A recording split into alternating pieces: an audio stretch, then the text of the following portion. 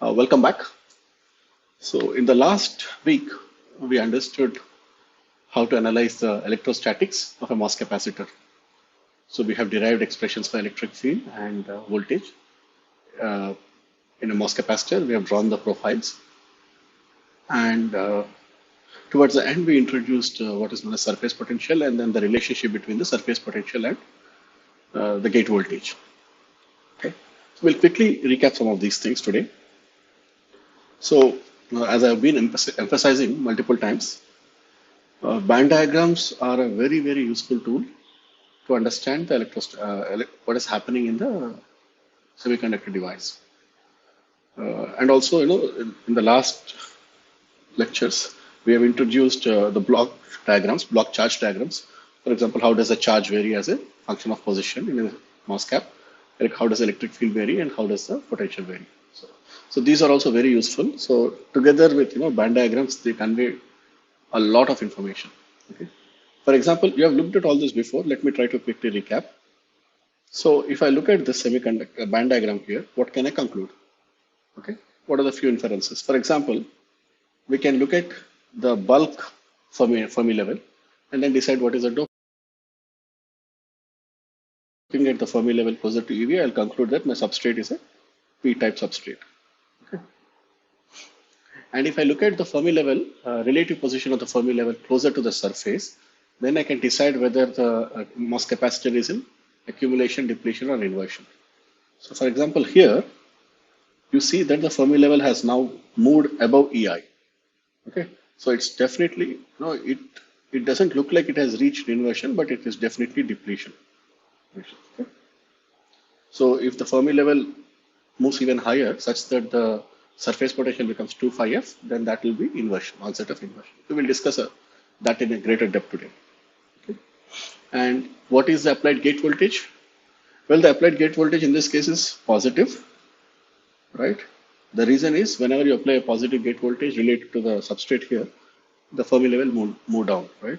The Fermi level in the semiconductor is here, and related to that, this has moved down by this much distance. So that is a positive applied voltage. And we could also ask, is there any fixed charge in the oxide in this case? What happens when you have a fixed charge? We have to, when we try to solve the electric field in the oxide, we have assumed that, we have considered that d rho by dx is equal to 0, right? Sorry, dE by dx is equal to 0 because dE by dx is equal to rho and rho is 0. There's no fixed charge. So whenever you have a constant electric field, this is a linear gradient, right? The bands are bending in a linear fashion. So electric field is constant. And this implies there are no fixed charges, fixed oxide charges. Okay. Suppose if there was an oxide charge, then dE by dx will be some, let's say some position or some function of x. Then it will not be linear. It might be quadratic or cubic or whatever, right? If there are some charges present in the oxide. Okay. So what is the electric field in silicon? What is the electric field in oxide? Yeah, well, we know that, how to do this. Like for example, we can take the gradients here, right? In oxide, you can take the gradients. So basically, E is equal to dEc by dx, right? 1 over q. So in this, both cases, gradients are in the same direction. So electric field is positive. Okay. And is this system in equilibrium or non-equilibrium? Well, I mean, we have not explicitly showed any quasi-Fermi levels. So it looks like it's not in it's in equilibrium region. It's not in non-equilibrium, it's in equilibrium. So whenever you have EF is equal to EFN equal to EFP, right? Where your EFN and EFP are the quasi-Fermi levels and both are coinciding at EF, then it is basically equilibrium situation. So this will tell you that it's equilibrium situation. Okay. So is there any current flow in the MOS capacitor? Right? That's an interesting question to ask. So what happens? So how will the current depend on the quasi-Fermi level? We saw that it was basically mu times n times dEfn by dx. right? So if you look at the gradient in the quasi-Fermi level, you can find out. But right now there is no gradient, there is no quasi-Fermi at all in the semiconductor. So there is no current that is possible here, okay, in the way that it is shown right now. Okay. So all of this information is contained in just the band diagram, and that is why it is so important to analyze the band diagrams carefully. So if you have not already done it, I would urge you to draw these diagrams by yourself. Understand each and every line you draw in a band diagram represents something physically. So if you keep doing that, take it as an exercise and repeat it, then you will understand the physics very, very well.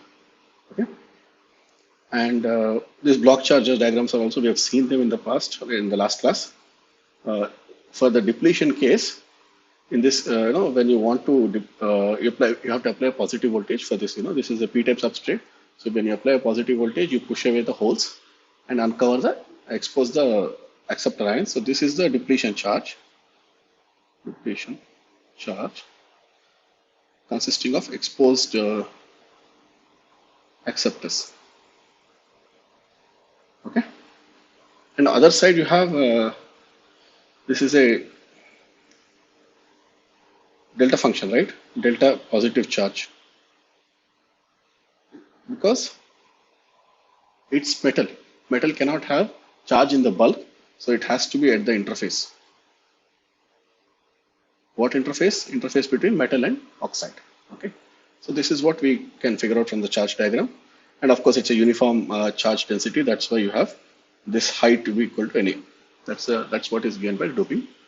And then based on this, we have calculated how the electric field should be, right? This is straightforward. It is positive, of course, and then it is linear here and constant, right? And there is this jump here, which is very, very significant. That comes because epsilon of oxide times electric field in oxide should be equal to epsilon of silicon times electric field in silicon. This is Gauss law. So that jump has to be maintained. So that jump, we will actually run a simulation on NanoHub and show you that this exactly turns out to be true. And of course, your potential, you can always write the applied gate voltage VG should be equal to the potential drop across oxide plus we called it surface potential. Let me call it phi S. Okay, surface potential. So I think in the last class I used psi, but this is basically now I'm just using surface potential because it's consistent with other notations. Okay, so please note this change. In the last class I used psi S, but I'll call it phi S from now onwards. Okay, so this is quadratic and this is linear. So why each of these things turn out to be that way, you should be comfortable. Right? So this is what we did last time.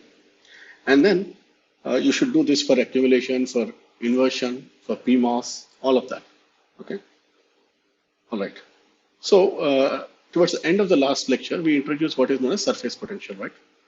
And we wanted to relate it to gate bias, and we derived an expression. Gate voltage is basically in terms of the depletion charge and the surface potential.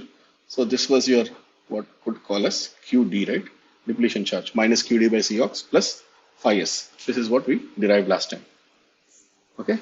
So we also know that the width W is a function of phi, right? It's a function of surface potential. Essentially, what we are having is, let's say if you have, let me draw the potential diagram only in the semiconductor. I'll draw it. Let's say in the bulk you have zero potential, and this is the width of the depletion region, right? The bulk V is equal to 0, or potential is 0. So you're actually, there's a quadratic relationship here, and the voltage or potential at x equal to 0, in this case at the interface basically, this is, if I call it 0 here, this is your phi S, surface potential. Okay, that is the amount of potential that is required to be applied at the interface between silicon and silicon dioxide, such that you cause the same depletion, right? The depletion width will be whatever we give.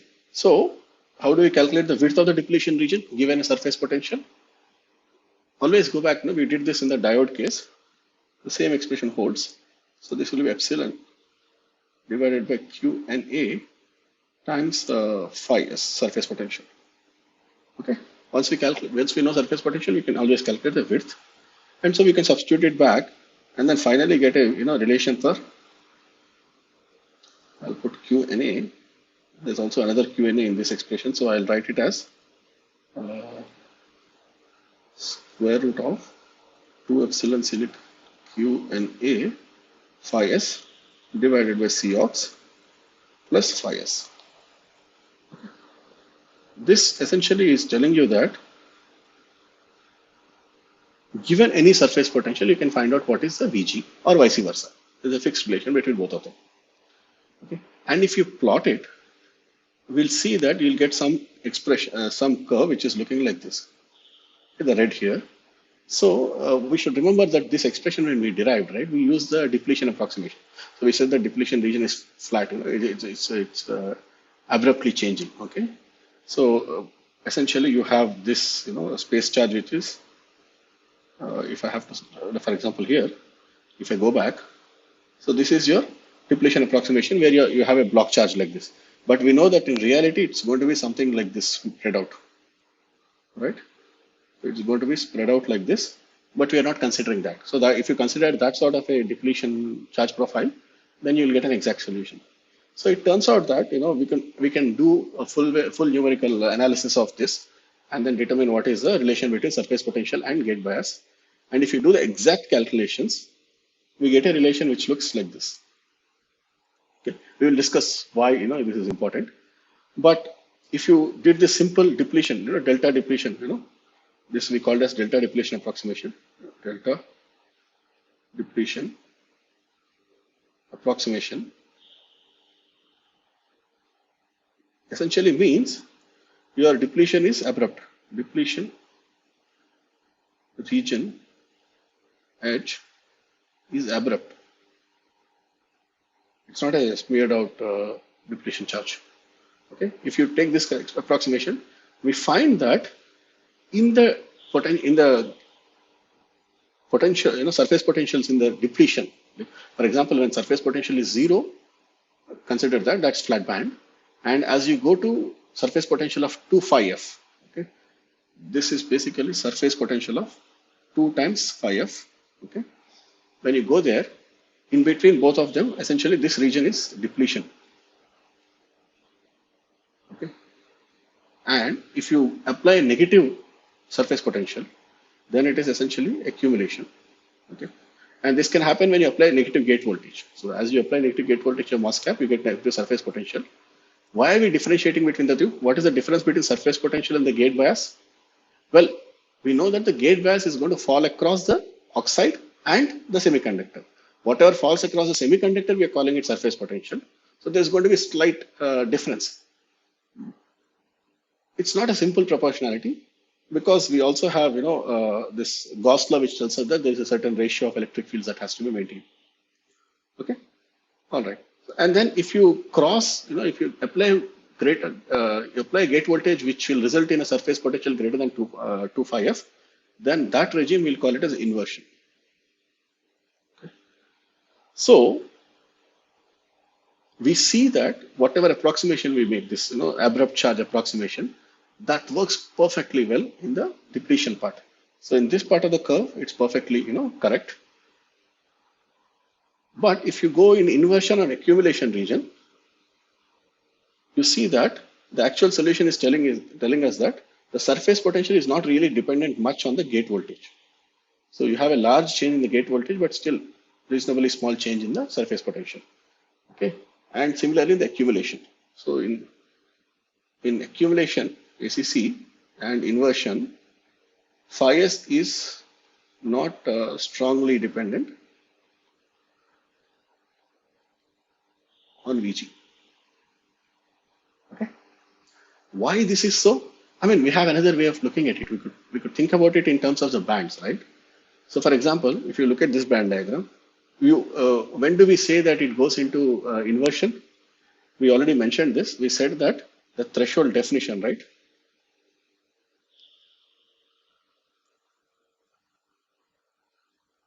So I'm essentially looking at the same thing from various perspectives, so that you get a all-round understanding of it. Okay. So threshold was defined as when surface inversion charge, right? Let's say surface inversion charge, by which I mean this charge here at the interface. Okay, when surface inversion charge is equal to bulk carrier concentration, bulk majority carrier concentration. Okay, or rather we can call it bulk doping maybe. Okay, so if you have, let's say we are using a, in this case p-type, right? This is a p-type semiconductor. Let's say Na is equal to 10 power 15 centimeter per centimeter cube. You have that much of bulk doping, and by applying a gate voltage, I'm switching at the interface. I'm getting the same amount of electrons. Okay, in the bulk we have the holes, but I get the same number of electrons at the interface. That voltage, gate voltage, I'll call it as threshold voltage. Okay, so when will that occur? Well, we defined phi f. Phi f is essentially the distance of Fermi level from EI. So for a p-type semiconductor, it turns out to be kT by q, ln Na by Ni. We have seen this. For an n-type semiconductor, this would turn out to be minus kT by q, ln of Nd by Ni. This is an n-type. Okay. So yeah, n-type you have Fermi level higher than EI. So yeah, that will be negative by this definition, EI minus F. Okay. So in the bulk, you have a phi f. How many electrons should be there? Well, the number of electrons at threshold, right? This is basically, I'll say, surface electron concentration.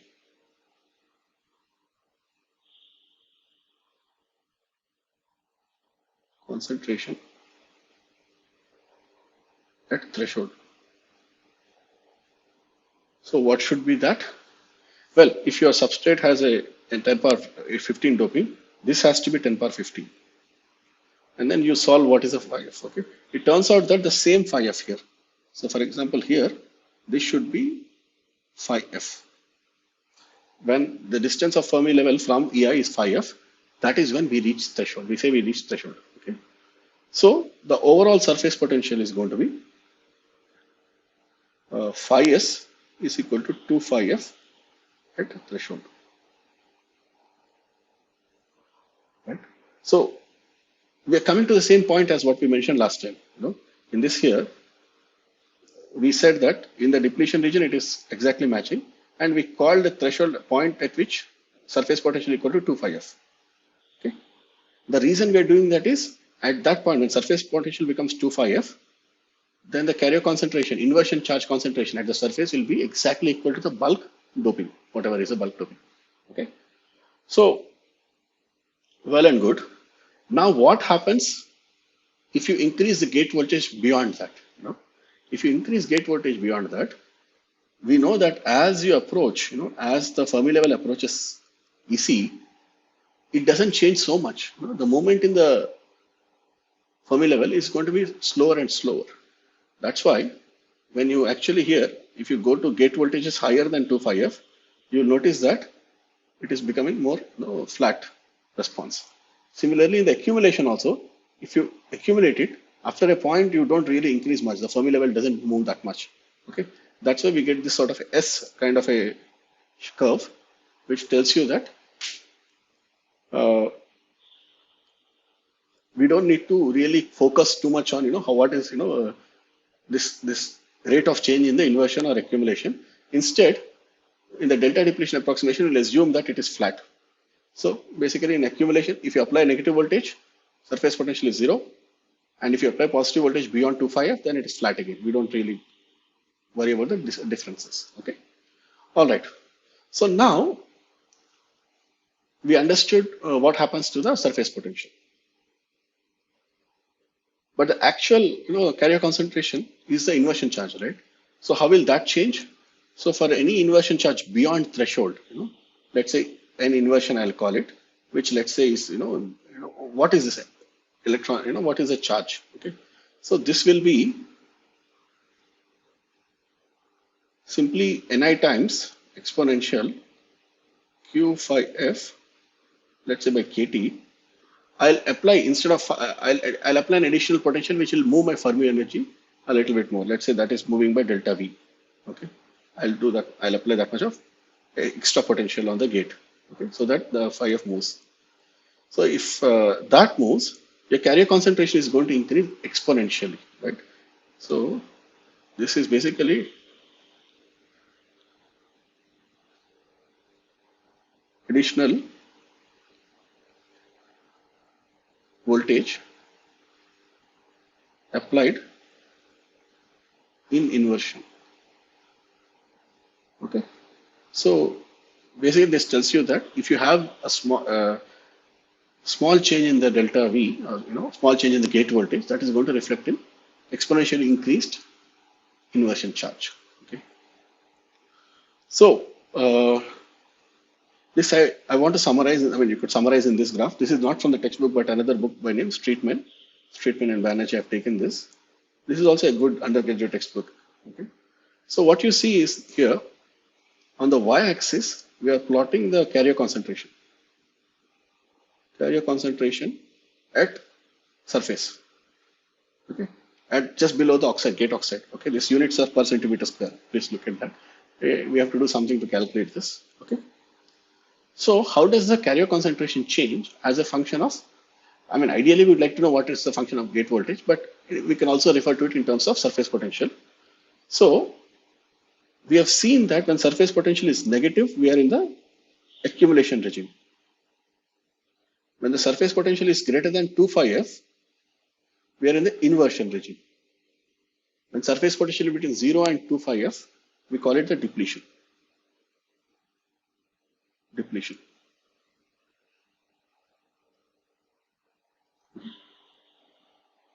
So what we see is in the inversion, the charges, the charge at the surface changes exponentially.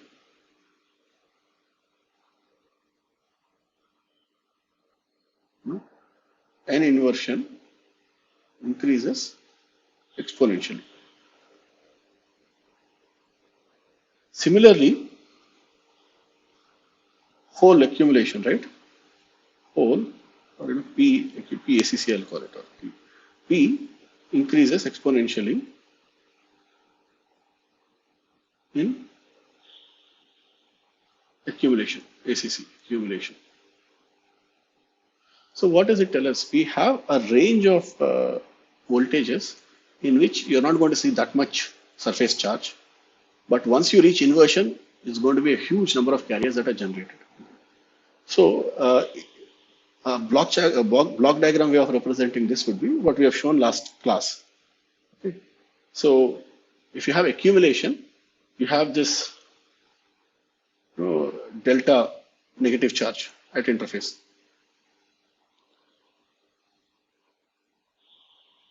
Right?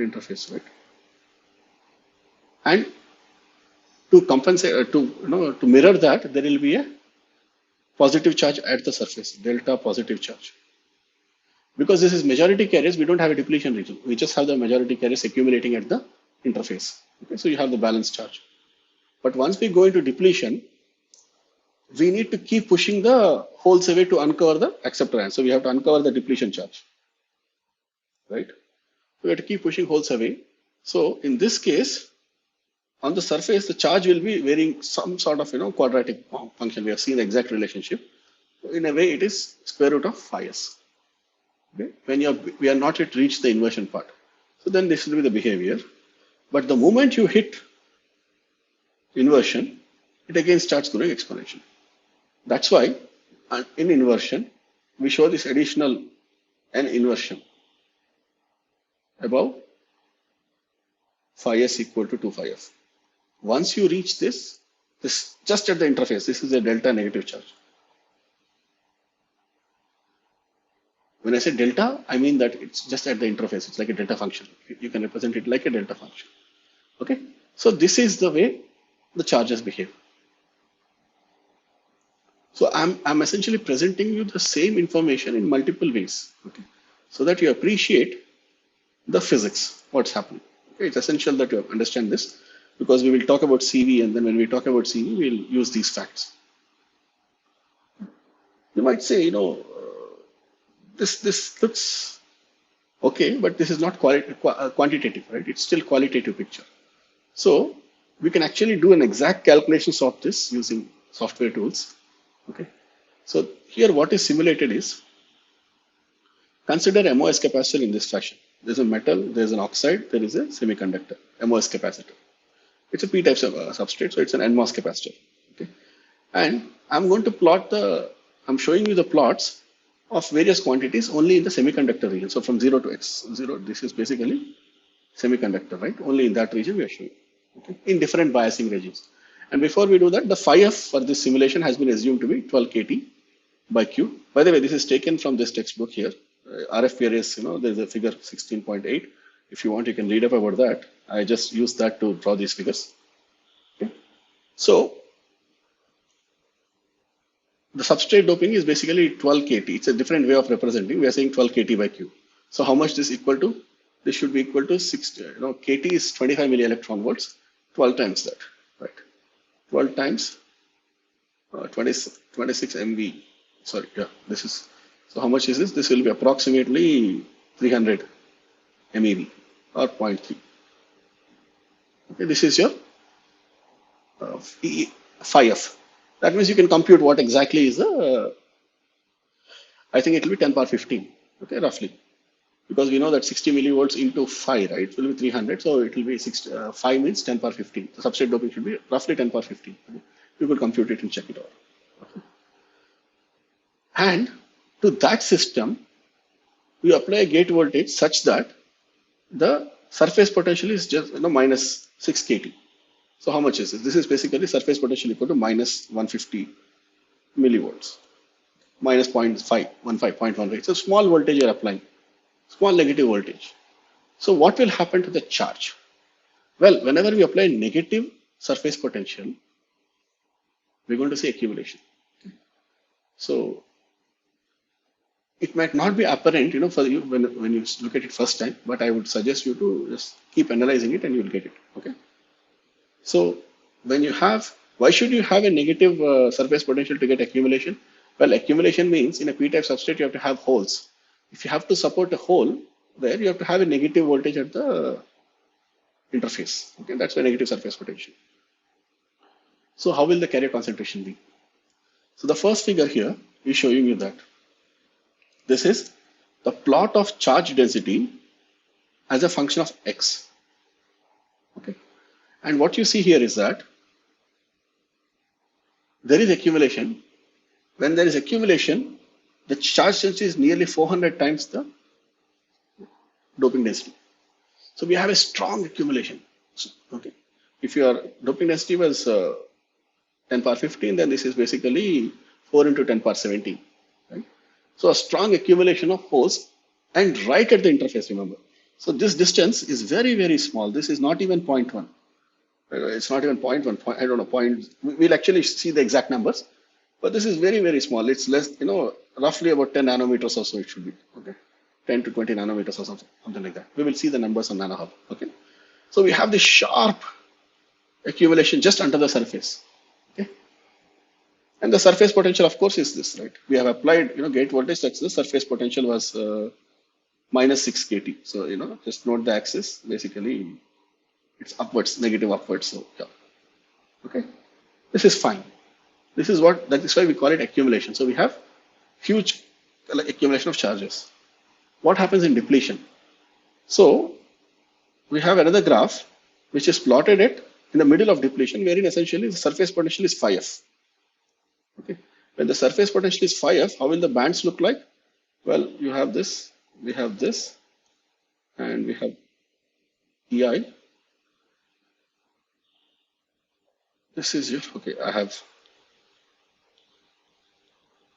to change it a little bit because I'm not able to get to this I'll call it as my EF. Okay. So this is my EI, and I'll say I have my EC,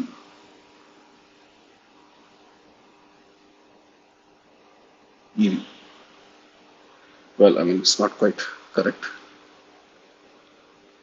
Yeah. So yeah, this is my EV.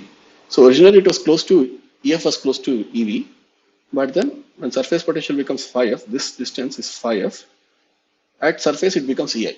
Okay, EF is close to, is at EI. So this is the meaning of phi s equal to 12 kT. So please, practice this multiple times. How to identify these numbers and surface potentials in different biasing regimes. Once you become comfortable, it will be.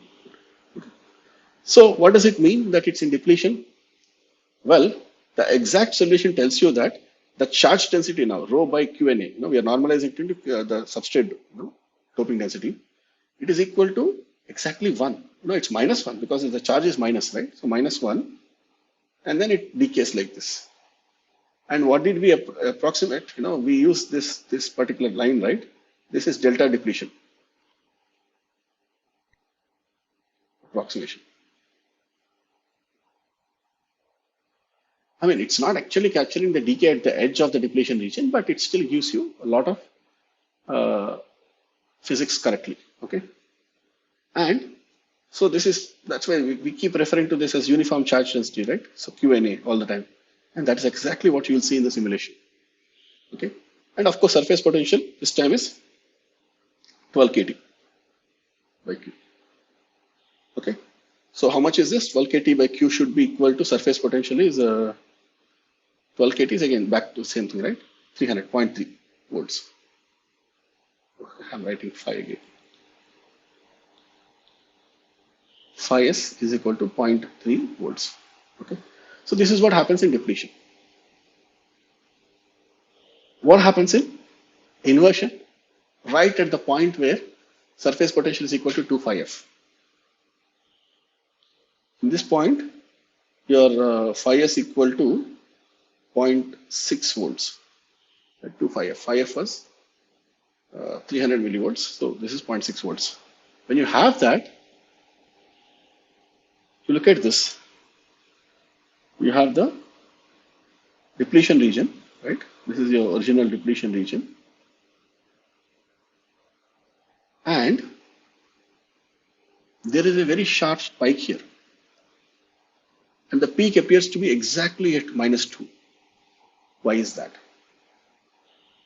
The reason is at phi s equal to 2 phi f, n at the surface, ns I'll call it, okay? Electrons at the surface equal to Na, right? That is the definition of threshold, correct? We have repeatedly told this. So we have Na contribution from the background, the space charge, and another Na contribution from the inversion charge. That's why exactly this peak is -2. Of course, here this thing is 24. Once you reach threshold, you see there is a big difference. When of course there's no applied gate voltage, there's no depletion at all. I didn't show you that. Okay. So once you go halfway through depletion, your depletion width in this case was 0.5 microns, so 500 nanometers in depletion width. And if you go here, there is a slight increase, but about 0.6 or 0.7, it has become, we can take that as a depletion width. Okay. Because we have increased the gate voltage, so depletion region is going to expand. But once we do that, you add now another deep inversion. Essentially, you add another 150 millivolts, 6 kT is 150 millivolts. So this is phi s equal to 0.75 volts. Not a lot of difference. Okay, we went from here 0.3, right? This was phi s equal to 0.3 volts. From here to 0.6, we essentially doubled it, and we saw that the depletion region has changed by maybe about, I would say, 30% or so. Okay, and there's an inversion happening. But once you go there, even if you change by, let's say, 150 millivolts, so not a very large amount, but you see that the charge density has spiked up. See here, so this is reaching up to 400, -400. There is a jump here, by the way. Okay? This is a jump in the axis. So jump in. This is the way you represent whenever you want to represent large number. Because I plot it in a linear scale 400, then you will not see the depletion charge. So this is a jump. Okay. So what you see is, if you go into deep depletion, or you go into after inversion, if you increase your potential, there's going to be a huge inversion charge that appears at the interface. Okay. And the depletion width does not change so much. You see here, depletion width does not move much. When you compare this to this, there's not much of change in the depletion width. That is very, very important for us. Okay. Once you reach inversion, we say that the depletion width doesn't change. All right. And we have corresponding surface potential as well. Okay. So this is the exact solutions. So please take some time and analyze this data. Okay. These graphs are very, very useful in understanding the physics. Okay. So this quadratic shape, we have anyway multiple times we have talked about it. Quadratic potential. All right. So before I stop this video, I just want to briefly talk about the depletion width. So we have seen that as you increase VG, right, your depletion width is going to increase. But it turns out that we have seen here, once we reach the inversion, the depletion width does not change so much. Okay. So that's why we say that we define a quantity which we call as maximum depletion width, which is given by W depletion max is equal to W depletion when phi s equal to 2 phi f. Till phi s, the surface potential is equal to 2 phi f, depletion width keeps changing. But once we reach phi s of 2 phi f, then it won't. Okay. So the way to calculate that would be, we have seen this expression. So let me see. W depletion equal to square root of 2 epsilon silicon divided by Q and A times phi s. For phi s in the range 2 phi f. 0 to 2 phi f, this is the expression. But once you have crossed that, this becomes 2 epsilon silicon divided by Q and A times 2 phi f. For phi s greater than or equal, for greater than or equal to 2 phi f. So we are taking the depletion width as not changing. We are reaching the maximum depletion width. And why does it make sense? Well, it makes sense because after, when you say that inversion has reached, right, you essentially have these inversion charges appearing at the interface. Now, if you further increase the gate voltage, what happens to the inversion charge? It will quickly respond because this raises exponentially, right? We saw that in the inversion, the charges increase exponentially. So as you keep increasing gate voltage, they respond, and the depletion width does not have to increase. Okay. So inversion charges